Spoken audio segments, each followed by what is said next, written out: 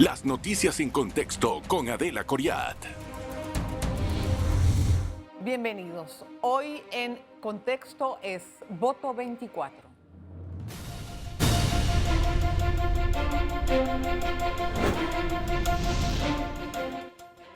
Bueno, ya pocos días de que ya empiece la campaña política, hay mucha incertidumbre sobre los procesos judiciales que tiene el candidato Ricardo Martinelli para poder consolidar también su candidatura en vista a mayo de este próximo mayo. La Corte hoy no le admitió un recurso de inconstitucionalidad y ya prácticamente los incidentes o los recursos legales que tenía en la Corte para resolver se han ido agotando. Quedan 3 días para poder notificar a la defensa del señor Martinelli acerca de la decisión de la Corte, la reciente, pero aún falta uno de los más importantes, que es la admisión o no del recurso de casación sobre la sentencia que emitieron 2 tribunales previamente. Vamos a analizar el caso de la política con todo este escenario con nuestro invitado, Jaime Porcel. Don Jaime, bienvenido. Gracias por estar con nosotros. Muchas gracias por la invitación, Adelita. Es un gusto. Hace mucho tiempo todo el mundo estaba hablando de qué es lo que iba a pasar con la candidatura del señor Ricardo Martinelli. No en vano, porque es una de las personas que más puntea en las encuestas, pero a la vez una de las figuras más polémicas por su situación, por la situación judicial que está atravesando. Y la Corte falla este martes ya, limpiando prácticamente los recursos que tenía pendientes en la cola, a menos que vengan más, yo no lo sé, para poder llegar a la casación. ¿Usted cómo analiza en este momento su situación? La campaña formal empieza este sábado 3 de febrero. Así es. Sin embargo, no hay tal. La campaña empieza luego de que se decida sobre la habilitación o no, la aceptación de la casación que pone el abogado Carrillo Gumila a nombre de Ricardo Martinelli. Porque Martinelli es una especie de epicentro de la campaña. Si él corre o no corre, la campaña cambia en direcciones muy distintas. Él ha mostrado durante un par de años y quizás más la posibilidad de atraer con su discurso, con aquel te pongo chen chen en el bolsillo, aquella postura de ángel vengador en contra del gobierno, aquella victimización que logra con mucho acierto su equipo, la capacidad de atraer un porcentaje que algunos estiman entre 40 y 50% en la intención de voto. Si él es inhabilitado, ese gran caudal de votos que arrincona a lo que él mismo llama ponis electorales al resto de los candidatos, sería distribuido hacia todos los lados. Entonces si él corre, va a ser, no es imposible ganarle, va a ser muy difícil ganarle. Recordemos que Mireya Moscoso él logra durante la campaña, que empieza con 21 puntos debajo de Martín Torrijos, logra asimilar y ganarle por 7 puntos para acumular durante la campaña 28 puntos. O sea, sí es posible durante una campaña voltear la tortilla, pero no es fácil. No es fácil. Jaime, yo quiero puntualizar una cosa, que yo me he puesto a revisar los documentos, muchas notas de las que uno escribe cuando salen estos fallos. Yo me acuerdo que cuando salió el fallo de la juez Valoisa Martínez condenándolo en primera instancia, sí, le puso una pena de prisión de 128 meses y una multa de 19 millones. Más el comiso. Más el comiso de los 4, eso es importante. De los 2 diarios. Son 4. Son 4, perdón. 4. Tienes razón. Críticalo.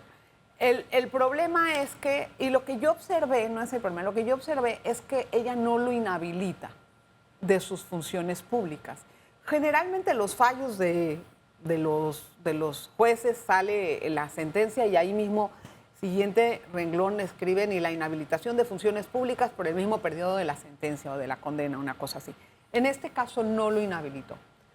Ahora, la Constitución escribe muy claramente que tú no puedes llegar a ese cargo si has sido condenado por una pena dolosa. De 5 años o más. De 5 años, exactamente. ¿Eso cómo puede influir en este escenario? Bueno, te eliminan los derechos ciudadanos, que es elegir y ser electo. Sin embargo, seguro que ese equipo va, en caso de que sea inhabilitado, si me permites un paréntesis, creo que el rechazo contundente y expedito, express, que hace la Corte con las 10 distintas instancias que propone Carrillo Gomila con respecto a Martinelli, te hace sospechar que por ahí lo que viene bajando, es un hachazo. Yo no creo que haya... Que va a confirmar pareciera, la inhabilitación de Todo Ricardo. lleva ese camino por ahora. No sabemos lo que va a pasar, sí, pero por ahí viene. Bueno, los apostadores, obviamente, aquellos que están en contra a favor de que va a ser inhabilitado, han ganado valores en esta vuelta. Pero bueno, yo pienso que sí, sin lugar a dudas, ese mismo fallo en ese mismo momento fue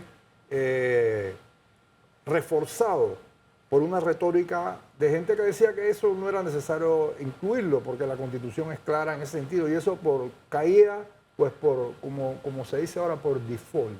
Sí, pero ¿verdad? Por trámite va a tener que hacerlo ahora el tribunal de oficio, o puede haber una impugnación, me imagino. Por supuesto que es abierta esa posibilidad, Adelita. ¿Qué pasa en el escenario sin Martinelli? ¿Molino puede endosar los votos de Martinelli? Sucede algo muy interesante.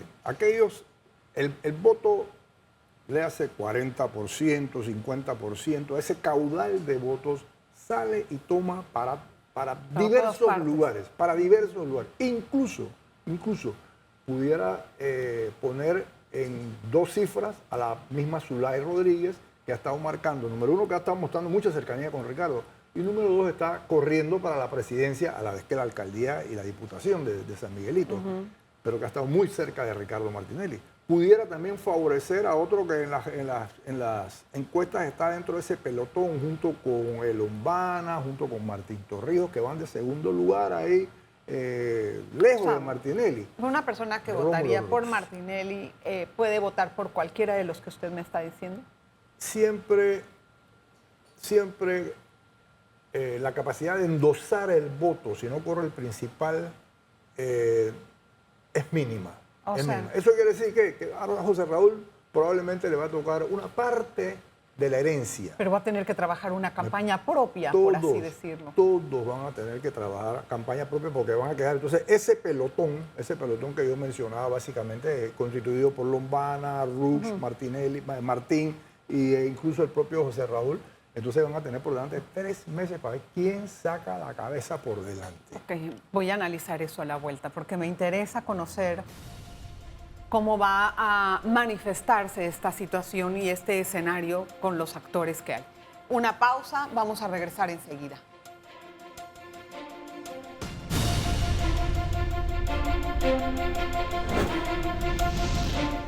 Bueno, gracias por continuar en sintonía. Hoy conversamos con Jaime Porcel. Yo quería entender una cosa entonces. Si la situación no favorecería a José Raúl Molino, digamos que no le endosa los votos de Martinelli, ¿a quién ve usted que pueda amasar esa situación, que pueda sacar más provecho de la inhabilitación de Martinelli? Quiero hacer una pequeña corrección de tus palabras. A ver. José Raúl Molino estaría entre los favorecidos. Entre los favorecidos. Entre los favorecidos. Pero no en el porcentaje. Sí, claro, él no va a asumir el 40%, ¿no? Pero sí va a quedar dentro de eso que yo llamo el pelotón. Okay. El pelotón que luego la campaña entonces va a hacer su trabajo de sacar a algunos y relegar a otros. Entonces el asunto está en quién va a tener habilidad. El propio Martinelli ha mencionado, por ejemplo, con posibilidades a Lombana, por ejemplo. Yo, en lo personal, y vuelvo y lo digo así, en lo personal, me gusta también la postura de Martín Torrijos, cómo se ha propuesto como alter ego de Martinelli, mientras que Martinelli es aquel realista que te pone chenchen en el bolsillo, Torrijos es aquel empático que te entiende, mientras el otro es un loco, este acá es un cuerdo, un tipo maduro que habla con sensatez, mientras que allá utiliza un lenguaje que raya en lo soez, acá es un tipo formal. Entonces eso me gusta como posicionamiento alterno a Ricardo, me parece bien inteligente lo que está haciendo. Sin embargo, ¿Y a Lombana cómo lo ve? para terminar, esa posición bondadosa a veces se te puede correr mucho, un tipo aburrido, así Sí. medio. Y en estos días lo sacaron en un discurso de barricada para mostrar energía. ¿Cómo yo veo a Lombana? Lombana es un tipo encantador en televisión. Y hay que entender que aquí los medios ahora se están jugando como la arena donde se va a efectuar el combate electoral. Sí. Él es un hombre que tiene experiencia, además supo corregir y afinar su postura con respecto al contrato minero y finalmente trató de robarse el mandado, por decirlo así, sí, yo soy antiminero. Ha mantenido muy buenas relaciones con esa juventud que estuvo en la calle, con la gente de las redes, y eso lo pone a él, le pone a él la posibilidad de apelar a esos 300.000 votos que nos está diciendo el Tribunal Electoral, en el padrón electoral que emitió el Tribunal en el día de ayer, que va a ser los primeros votantes. Eso es interesantísimo, porque eso es cerca del 10%. Y si tú logras ponerte por otro lado, conseguir, bueno, yo no creo que vaya a asumir el 10% completo, pero sí va a tener un impacto importante en los grupos de 18, de 30 años y menos. Hay algo que yo me pregunto, y es que estos anuncios inesperados de los candidatos acerca de su salud, etcétera, ¿cómo impactan en el electorado? Mira, aquí no hay mejor fórmula para que se riegue un bochinche que tú digas, Adelita, no se lo digas a nadie. Sí. Inmediatamente, Todo el mundo lo pone como la gente empieza a meterse el codo, ¿verdad? Y tú dices, ¿tú supiste que Lombana se está muriendo? Yo, sí, ¿por qué? Tiene cáncer. O sea, empieza a crecer la pelota. El rumor empieza como bola de nieve. Entonces, yo creo que si tú estás pregonando transparencia, por lo menos yo, en mis dolencias propias, cuando las he tenido, yo agarro, formo un grupo y digo, oye, me pasó esto, claro, voy en este camino. Y la idea debe de ser así, y en honor a la transparencia, esa no es la pregunta, sino es cómo lo toman los electores.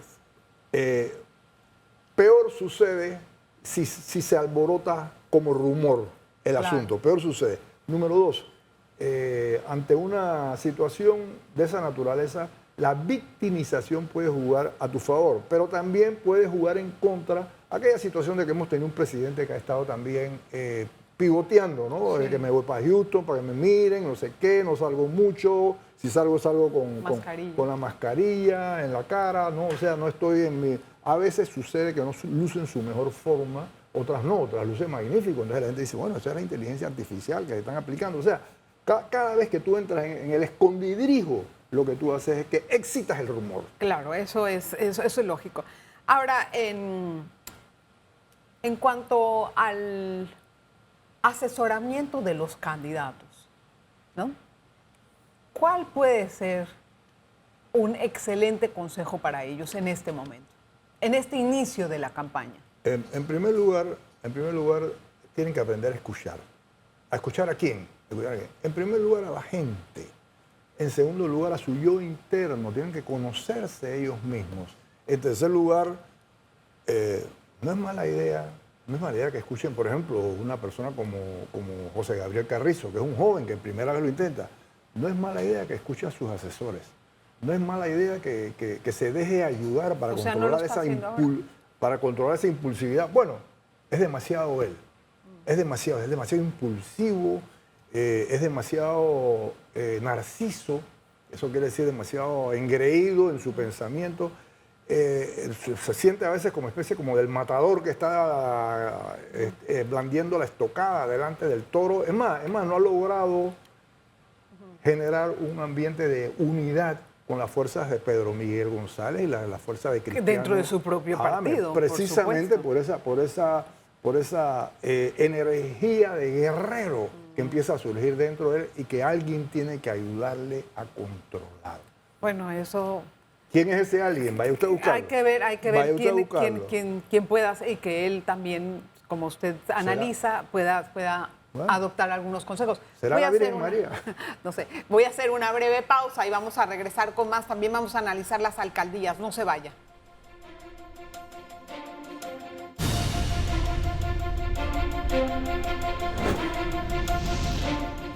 Gracias por estar en sintonía. Analizamos un poquito la situación política a punto de iniciar la campaña política. Don Jaime, hay muchas campañas sucias que vamos a ver en este inicio de ajetreo político, como por ejemplo lo que ya hemos visto, ¿no? Con la inteligencia artificial se hace de todo y uno como que se lo cree. Básicamente, el candidato que no sepa navegar ese mar encrespado de las campañas sucias, mejor que no corra. Mejor que no corra. Parte de las principales habilidades que tú debes conseguir es, número uno, entender cuándo, cómo, a qué y a sí y a qué no responder. Sí, bueno, obviamente, pero de todas maneras eso va a existir. O sea, no se puede responder a todo, dice usted. Tienes que decidir, tienes que estar muy informado, tienes que escuchar precisamente a los factores que yo estaba hablando. Tienes que escuchar a los electores y tienes que escuchar a los especialistas en el tema. ¿Qué se responde y qué no se responde? Porque si a ti te critican por una pestaña en el ojo, No, bueno, por eso no, pero tú no puedes gastar. Yo creo que te oí a ti también ayer hablar de que eso implica tiempo Bueno, en las claro. campañas, que eso consume. Y de repente por estar distraído en responder una campaña que tuvo un efecto mínimo, vas a perder tiempo precisamente en labrar ese camino hacia la dirección estratégica. Entonces tú tienes que tener esa decisión. ¿A qué le vas a dedicar tu atención? ¿Qué vas a admitir como tema dentro de tu campaña y qué sencillamente no le vas a reparar? También estamos viendo una campaña muy con bastante observación y fiscalización de alguna parte de la ciudadanía con respecto al clientelismo y otros como que no ven esa palabra y siguen haciendo y repartiendo de todo. En esta fase, ¿cómo vamos a poder revisar y controlar o los mismos partidos se van a tratar de que esto no sea tan obvio? Bueno, la campaña va a ser tremendamente competitiva. La Fiscalía Electoral, que es una instancia distinta al Tribunal Electoral, tiene que jugar un papel más beligerante. Tiene que estar observando, tiene que estar decidiendo. Lo vemos un poco pasivo, ¿no? Bueno, pero sin embargo estaba hablando, los vi hoy, en el día de hoy, llegar a una junta comunal precisamente con intenciones de observar, de revisar. Pero si hay cosas que pasan en nuestra cara y no vemos una acción. Eso hay que reclamárselo a ellos. Ellos tienen que entender que su papel en esta vuelta va a ser, si antes no lo ha sido, va a ser muy beligerante, va a ser muy importante para intentar de que la política electoral sea llevada de la mejor manera posible, de forma tal de que refleje la intención y el querer, la voluntad ciudadana. Sí, pues claro que tenemos que tener entidades que tengan un rol beligerante y un rol firme para poder llenar de credibilidad el proceso electoral, porque si no va a haber muchas dudas y todo el mundo va a estar preguntándose qué tan bien llevado fue, ¿me entiende? Eso tenemos que tener las reglas claras para todo el mundo. Y creo que eso fue lo que acabo de decir. Exacto. Jaime, en el plano de la alcaldía, a mí me gustaría conocer su análisis. ¿Cómo observa? ¿A quién ve punteando? Bueno, aquí sucede un fenómeno raro. Willy Bermúdez está muy presente en la publicidad y en la cabeza de la gente. Sin embargo, el panameñismo no tiene buena estructura aquí en la ciudad capital. El que tiene una estructura muy bien montada y que curiosamente nunca aparece en las encuestas, se llama José Luis Fábrega. ¿Me explico? Muy bien montada. No se siente suficiente quizás en el área central de la ciudad, pero si tú vas al norte y si tú vas al este, donde está probablemente el 70% de una población que ha ido migrando hacia Alcaldías, hacia la 24 de diciembre, que son los corregimientos más grandes, ¿no? Tú ves mucha presencia, por ejemplo, yo pasé el día domingo por el frente del Parque Norte, o sea, hay mucha presencia del alcalde hacia allá, no tanto hacia los lugares más céntricos que han estado perdiendo electores. A mí me parece muy curioso también. En estos días me encontré con un panfleto donde el alcalde detallaba cerca de más de 70 obras que ha estado realizando este año y también toda una serie de proyectos, por ejemplo, con respecto al movimiento del mercado del marisco. Sin embargo, al alcalde se le ha hecho una fiesta de procedencia dudosa con respecto a los rechazos que ha logrado, por ejemplo, en el traslado del mercado del marisco. Sí, bueno, el proyecto ese no pudo tener su proyecto insignia como él siempre quiso. Empezó con la playa, luego quería Por ejemplo, ese proyecto de la playa, Panamá, yo visualizaba a Panamá como una especie como de Copacabana. Sin embargo, es que hay otra cosa. Si a él le permiten ese proyecto y lo pega, es el presidente de 2029. ¿Me explico? Y acordemos de que aquí hay esos movimientos, ¿no? ¿Qué hay, por ejemplo, de Mayer Mizrachi? Ya analizó a Willy, ya analizó al otro. ¿Y de Mayer qué tiene? Bueno, los asesores de él le piden, voy a citar, los asesores, creo que aquí en este programa lo dicen, los asesores le dicen, Mayer tiene que ser más formal.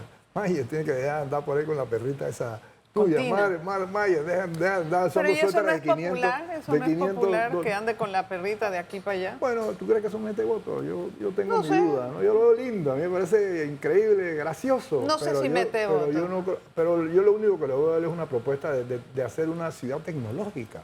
Pues eso creo que atrae a los jóvenes. Yo también creo a los jóvenes yeyes, también lo creo. ¿Y a los dos? Pero eso, ¿usted sabe cuántos son... ¿Qué porcentaje son esos jóvenes? No, y a los no yeyes. Pudiera ser también, pero con eso tiene el 10% de los votos. ¿Ganará con eso? Yo creo que aquí van a necesitar 40% para competir con una estructura sólida como la que está planteando José Luis Fábrega. Vas a necesitar... Él está yendo por el PP. ¿Qué tanta estructura tiene el PP para poder competir en ese sentido? Bueno, obviamente... El PP y el PRD, porque, bueno, no diría el PRD, pero la estructura del señor Martín Torrijos, que yo no creo que lo va a dejar solo, ¿no? Obviamente es una estructura débil. Obviamente, es una estructura débil, ¿no? La del PP. Sí, claro, si la comparamos con el PRD, que tienen todos los corregimientos, tienen estructura fuerte, en todos los 700 y tantos corregimientos, tienen estructura fuerte. Entonces, si vamos, lo cierto es que hay que discutir también, Adelita, me gustaría reflexionar un poco sobre el valor de la estructura. Sí. Endara logró llegar de segundo con una actuación bien digna contra Martín Torrijos, con un partido de solidaridad que prácticamente no tenía estructura. Sin embargo, si tú no tienes gente que te saque a tu voto el día de la elección, que lo monte en un bus, que en ese momento le diga, este es el candidato, este es el futuro, el que te va a ayudar. Si no tienes ese personaje con ese carisma que le pase la mano por detrás y se abrace con la gente, si no tiene verdaderos militantes fieles. Va a ser difícil. Va a ser muy difícil para Mayer, muy difícil. Me queda pendiente hablar con usted qué tanto de la estructura PRD va a ayudarle a Martín en un minuto, que me responda. Yo digo de que Martín puede contar con líderes de opinión, con los dinosaurios, con gente pensante. El asunto está en que la estructura de Martín y el estilo de Martín no es un estilo de equipo. Martín está muy centrado número uno, en su principal asesora. ¿Tú sabes quién es? Vivian Manda, dice el mismo. Vivian Manda, que además es muy ducha, porque ya ha vivido varias campañas, es además una especialista en mercadeo, incluso con posiciones muy... Y su hermano igual, ¿no? Bueno, Alejandro también, ¿verdad? Alejandro también. Sí. O sea, pero yo creo que Vivian ha vivido, por ejemplo, a mí me tocó conocer cómo trabajó la campaña del Toro Valladares, cómo trabajó la campaña del propio también su Espocio. esposa es una persona de confianza. No, además conoce, y él mismo también, Martín, admite que es muy bien orientada. Yo creo que va a jugar, que debe jugar un papel importante. Sí, pero también en ese sentido tú tienes que tener mucha inteligencia emocional, puesto que aquí el gran poder del pensamiento grupal, eso que los norteamericanos maestros llaman el group thinking, eso es. Se inhibe cuando tú tienes un demasiado liderazgo dentro de ese equipo. Vamos a ver qué es lo que ocurre, don Jaime. Interesantes los aportes, los análisis. Vamos a esperar. El tiempo va a decir siempre. Nosotros aquí nada más estamos haciendo hipótesis, ¿verdad? Eso es como es. Gracias a usted también por estar con nosotros en Contexto.